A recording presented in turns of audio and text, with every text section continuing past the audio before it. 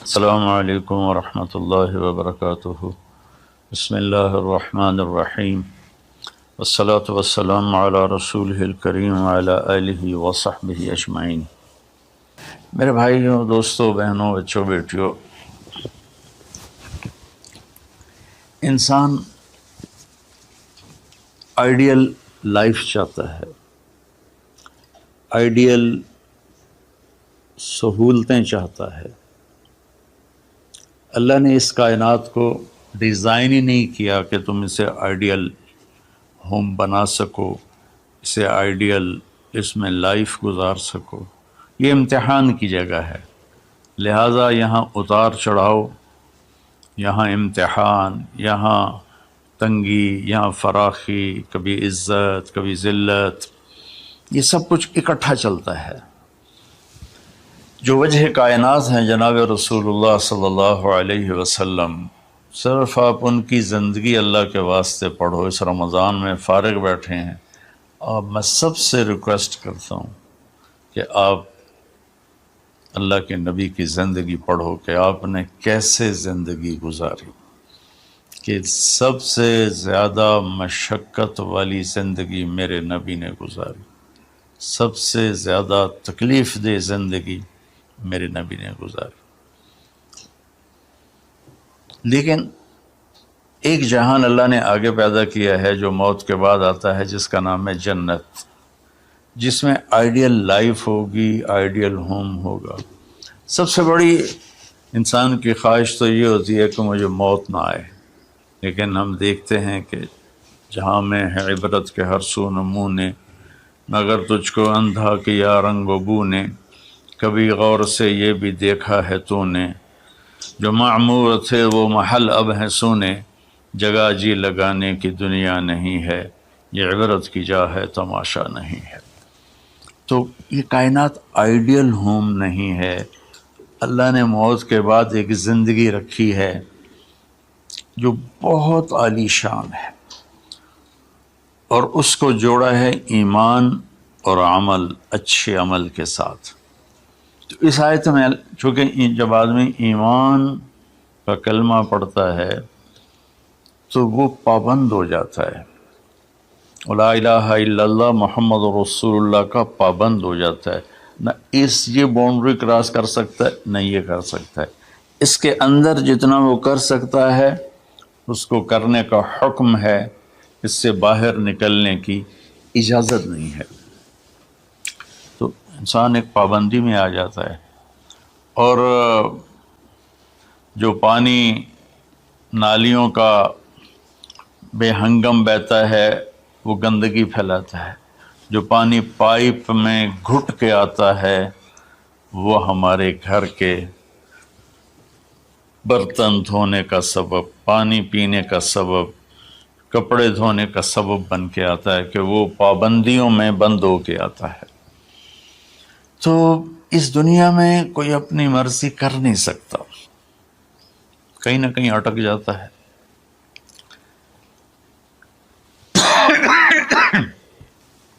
بنو امیہ میں ایک بادشاہ گزر آئے، یزید بن عبد الملک۔ تو ایک مشہور ہے کہ بادشاہوں کے بڑے رولے ہوتے ہیں، مصیبتیں ہوتی ہیں۔ تو ایک دن کہنے لگا، کون کہتا ہے کہ بادشاہ خوشی کا دن نہیں گزار سکتے؟ میں آج کا دن بھرپور خوشی سے گزاروں گا، محل کے دروازے بند کر دیے جائیں اور کوئی خبر مجھے نہ سنائی جائے اور اندر کوئی بھی نہ آئے۔ آج شام تک میں اپنی مرضی سے خوشی منانا چاہتا ہوں۔ اور اس کی ایک باندی تھی، بیوی نہیں باندی، لونڈی، اس کا نام تھا حبابہ۔ اس سے وہ عشق کرتا تھا کہ میں آج سارا دن حبابہ کے ساتھ گزاروں۔ تو دوران مجلس اس کو اپنے ہاتھوں سے اس کو انگور کھلانے لگا، تو باتیں بھی کرتا، اس کو دیکھ کے خوش بھی ہوتا اور انگور اس کے منہ میں ڈالتا۔ اچانک اس نے اللہ کو للکار دیا نا، اللہ کو چیلنج کر دیا، تو ایک انگور کا دانہ حلق میں جانے کی بجائے سانس کی نالی میں چلا گیا۔ اللہ اکبر! ایسے تو ملی ہوئی ہیں، اللہ جب ہم کھاتے ہیں تو دونوں نالیاں ساتھ ساتھ ہیں، اس پر اللہ ایسے پردہ ڈال دیتا ہے جو سانس کی نالی ہے، اور یہ دوسری نالی کھلی رکھتا ہے تو اس میں کہ غذا چلی جاتی ہے۔ اللہ پردہ ہٹا دے تو ہم اپنے نوالے سے مر جائیں، تو اس کے حلق میں وہ دانہ اٹک گیا اور چند سیکنڈ میں اس کا خاتمہ ہو گیا، اور وہ رو رو رو جو اس کی خوشی کا دن منانا چاہتا تھا اس کی زندگی کا بدترین دن بنا۔ 3 دن تک اس کی لاش کو سامنے رکھے تو روتا تھا، اور نہ کھا رہا ہے، نہ پی رہا ہے، نہ سو رہا ہے، اور اس کی لاش گلنے لگی، بدبو آنے لگی۔ تو اس کے جو بھائی تھا ہشام بن عبد الملک، اس نے جو اس کے بعد خلیفہ بنا، زبردستی اس سے لاش کو چھینا اور جا کے دفن کیا۔ تو اللہ تعالیٰ کہتا ہے یہاں تم میری مان لو، ان عبدی انت ترید وانا ارید ولا یکون الا ما ارید فإن سلمت لی فیما ارید کفیتک فیما ترید۔ میرے بندے تو دنیا میں میری مان لے، میں ہمیشہ کے لیے تیری ہر خواہش پوری کر دوں گا۔ تو اس آیت میں اللہ نے ایک بڑی خوبصورت ہمیں بات سمجھائی ہے کہ میرے بندو، تم سونے کا چمچ لے کے پیدا ہو یا ایک تھر کے جھونپڑے میں پیدا ہو، موت نے تمہیں مٹا دینا ہے۔ تمہارے پاس 60-70 سال ہیں، 80 سال ہیں میکسیمم، پھر موت اٹھائے گی اور گڑھے میں ڈال دے گی۔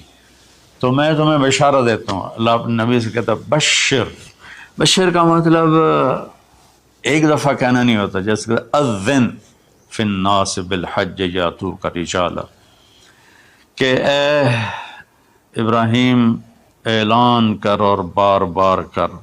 جیسے اذان کو اذان کیوں کہتے ہیں کہ وہ بار بار اعلان ہوتا ہے، تو بشر اللہ تعالیٰ فرما رہے ہیں میرے محبوب، میرے بندوں کو آپ بار بار خوشخبریاں سنائیں، چونکہ ایمان والی زندگی پر جب آدمی چلتا ہے اور اچھے عمل والی زندگی پر جب آدمی چلتا ہے تو اسے گھاٹیوں سے گزرنا پڑتا ہے، اسے ان گھاٹیوں سے گزرے بغیر مٹا دے اپنی ہستی کو اگر کچھ مرتبہ چاہے کہ دانہ خاک میں مل کر گل و گلزار ہوتا ہے۔ یہ دنیا کی ریت ہے، شارٹ کٹ کوئی نہیں ہے۔ یہاں گھاٹیوں سے گزر کر شہرت تو بہت سے لوگوں کو حاصل ہو جاتی ہے، پیسہ بہت سے لوگوں کے پاس آ جاتا ہے، طاقت حکومت بہت سے لوگوں کے پاس آ جاتی ہے، لیکن انہوں نے کامیاب وہ ہوں گے جنہوں نے شارٹ کٹ نہیں مارا ہوگا، جنہوں نے اللہ اس کے رسول کا راستہ اپنایا ہوگا۔ تو اللہ تعالیٰ ان سے فرما رہا ہے کہ میرے بندوں سے جو ایمان اور عمل والے ہیں، میرے نبی اب انہیں بار بار فرمائیں کہ تم جمے رہو، کس لیے کہ تمہارے لیے اللہ نے ایک گھر تیار کر کے رکھا ہے جس کا نام ہے جنت۔ جنت باغ کو کہتے ہیں، اور جنت درختوں میں گھری ہوئی جگہ کو کہتے ہیں، ڈھانپے ہوئی وہ جگہ ایسی ہے کہ درختوں نے اس کو ڈھانپا ہوا ہے۔ جنت جنہ ڈھال کو کہتے ہیں، جس کے جو آدمی کو ڈھانپ لیتی ہے۔ تو اللہ تعالیٰ فرما رہا ہے میں نے وہ جنت بنائی ہے تمہارے لیے، اور آگے ایک چھوٹی سی نعمت کا ذکر کیا ہے۔ اچھا، اللہ نے جب سے دنیا کو بنایا ہے اسے ایک دفعہ محبت کی نظر سے نہیں دیکھا۔ ان اللہ لم ينظر الیہا منذ ان خلقها، ان اللہ تعالی لم ينظر الیہا منذ خلقها، اللہ نے جب سے دنیا کو بنایا ہے اسے اللہ نے کبھی نظر محبت سے نہیں دیکھا۔ نظام چل رہا ہے، اور جنت کو اللہ نے بنایا ہے، اور بنایا اپنی قدرت سے اور اپنے ہاتھوں سے۔ ان اللہ تعالی خلق الفردوس الاعلی بیدہ، میرے نبی کا فرمان ہے اللہ نے جنت الفردوس کو اپنے ہاتھوں سے بنایا ہے۔ جو چیز اللہ کے ہاتھوں سے بنی ہوگی وہ کیا ہوگی؟ تو اللہ تعالیٰ فرماتے ہیں تم آ جاؤ میرے پاس، تمہیں عجیب سرپرائز دوں گا۔ کیا کلما رزقوا منها من ثمرۃ رزقا قالوا هذا الذی رزقنا من قبل، دونوں میاں بیوی، خدام، دربار لگا ہوا ہے کہ نوک ہوتا ہے اس کے دروازے پر، تو ایک فرشتہ ایک تھال لے کے کھڑا ہوتا ہے جو کورڈ ہوتا ہے ریشمی رومال سے، تو وہ کہتا ہے کہ مجھے اللہ نے بھیجا ہے، تم جا کر اپنے سردار کو، اپنے مالک کو جا کر کہو کہ ایک فرشتہ اللہ نے بھیجا ہے اور وہ اندر آنے کی اجازت چاہتا ہے، اللہ کا بھیجا ہوا بھی پوچھ کے اندر آئے گا، اتنی عزت اللہ بڑھا دے گا۔ تو وہ کہے گا آ جائے۔ جب وہ اندر آئے گا تو دونوں میاں بیوی کے سامنے ایک تھال، وہی تھال آگے رکھے گا، کہے گا حضور مجھے اللہ نے آپ کی خدمت میں یہ تحفہ دے کر بھیجا ہے کہ آپ اس سے مزہ لیں۔ تو جب وہ ایسے اس کو رومال اٹھائے گا تو اس میں پھل ہوگا، وہ پھل اس کی جنت کے پھل کی تصویر ہوگا، مشابہ ہوگا۔ تو وہ کہے گا ھذا الذی رزقنا من قبل، ارے بھائی فرشتے یہ تو میرے رب نے پہلے ہی مجھے دیا ہوا ہے، تو اس میں کیا خاص چیز ہے جو اللہ پاک نے میری طرف اسے بھیجا ہے؟ تو وہ فرشتہ کہے گا میرے اللہ فرماتے ہیں کہ آپ ایک بائٹ لے لیں، ایک لقمہ لے لیں، آپ کو پتہ چلے گا کہ ہم نے آپ کے لیے کیا بھیجا ہے۔ اب میرے بھائی بہنوں غور سے سننا، انسان کھانے کا مزہ لیتا ہے، زندگی کا مزہ لیتا ہے، نعمتوں کا مزہ لیتا ہے، یہ چیزیں نہ ہوں تو مرنے کی تمنا کرتا ہے۔ تو کھانے کی بھی ایک لمٹ ہے، اس کے بعد آدمی کھا ہی نہیں سکتا، اور پینے کی بھی ایک لمٹ ہے، اس کے بعد آدمی پی نہیں سکتا ہے، اور وہاں کسی چیز کی کوئی لمٹ نہیں، اب 1000 برس کھاتے رہو، رب ذوالجلال کی قسم نہ پیٹ بھرے گا، نہ زبان کٹے گی، نہ داڑیں تھکیں گی، اور ہر لقمے کی لذت دوسرے سے زیادہ ہوگی۔ تو جب وہ اس کو اٹھا کر ایسے چکھیں گے نا، تو اگر اس کی جنت میں اللہ تعالیٰ نے 1,00,000 قسم کے پھل پیدا کیے ہیں، اس 1,00,000 کو جتنی زیرو سے مرضی ملٹیپلائی کرنا چاہو آپ کر لو، 1 کروڑ، 1 ارب، 1 خرب، آگے کوئی لفظ ہی کوئی نہیں۔ تو اس کی جنت میں جتنے پھل ہیں، جب وہ یوں ایک لقمہ لے گا، دیکھیں ہم لوگ چاٹ کھاتے ہیں تو سارے ذائقے مکس ہو کر ایک اور ذائقہ بن جاتا ہے، جب وہ ایک لقمہ لے گا تو اس ایک لقمے میں اس کی جنت کے جتنے پھل ہیں 1,00,000، 10,00,000، 10,00,000 پھلوں کا ذائقہ اس ایک لقمے میں اللہ اسے عطا فرمائے گا۔ تو جو وہ کہہ رہے تھے ھذا الذی رزقنا من قبل، یہ تو ہم نے پہلے بھی کھایا تھا، تو اب اللہ کی طرف سے جواب آئے گا وہ اتو بہ متشابہا، میرے بندے تجھے سرپرائز دینے کے لیے میں نے یہ کیا تھا، جیسے ہم اپنے دوستوں کو اچھا گفٹ دیتے ہیں تو ایک سرپرائز دیتے ہیں، تو اللہ تعالیٰ سرپرائز دے گا اتو بہ متشابہا، میرے بندے یہ تو نے پہلی دفعہ کھایا ہے، اس سے پہلے جو تم نے کھایا تھا وہ اس کی مشابہ تھا، یہ نہیں تھا، تو اچانک جب ایک ذائقہ بھی عجیب ملے اور شکل وہی ہو اور ذائقہ اور ہو، اس کی بھی لذت الگ ہے، تو اللہ تعالیٰ فرماتا ہے میرا بندہ کھا، اس کھانے میں کوئی وقت کی قید نہیں، مقدار کی قید نہیں، جتنا کھاتے جاؤ گے اللہ تمہیں کھلائے گا، پیشاب نہیں آئے گا، پخانہ نہیں آئے گا، پیٹ نہیں خراب ہوگا، آنتوں میں درد نہیں ہوگا، کسی جگہ یہ کھانا کچھ بھی نہیں تکلیف پہنچائے گا، اور یہاں ہمارا جو کھانے کا بچ جاتا ہے وہ پیشاب پخانے کی صورت میں نکلتا ہے، وہاں اللہ سارے کو ہضم کرا دے گا، ایک ڈکار آئے گا اور ہر شے ہضم ہو جائے گی، اور اس ڈکار کی خوشبو بھی دور تک پھیلے گی، اور وہاں مہک آئے گی مشک و عنبر کی۔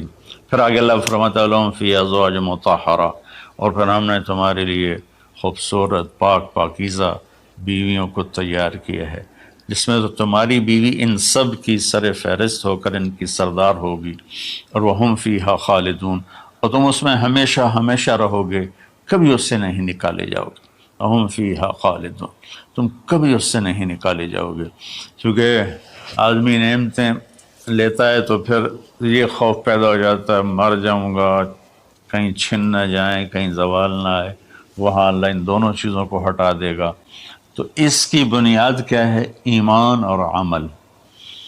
ایمان ہے لا الہ الا اللہ محمد الرسول اللہ، اور عمل ہے محمد الرسول اللہ صلی اللہ علیہ وسلم کی پاکیزہ زندگی، آپ کی زندگی کے تابع ہو کر چلنا، آپ کی ترتیب کو سامنے رکھ کر چلنا۔